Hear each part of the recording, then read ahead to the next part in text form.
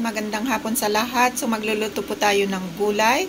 So ito pang ating ingredients. Yan, ano pang pangalan nito? Nakalimutan ko yung pangalan nito.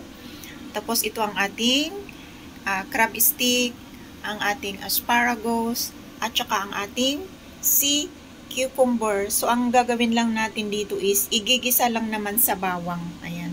Tapos lalagyan ng soy sauce at saka oyster sauce.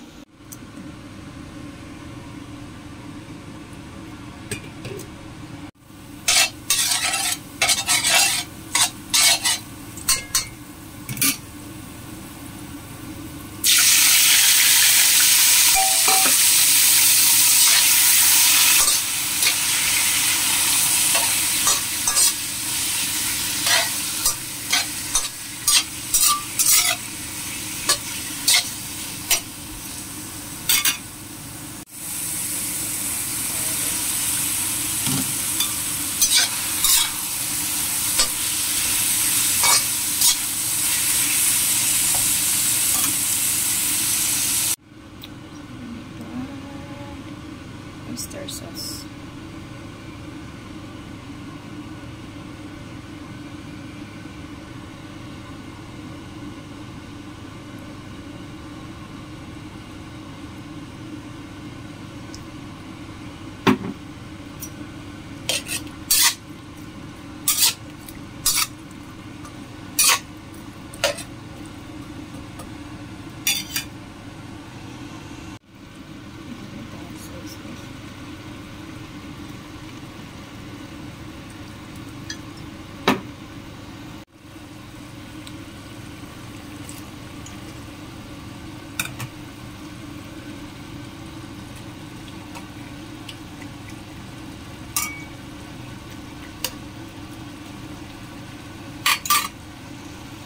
Tapos ilagay na natin ang ating crab stick. Yan.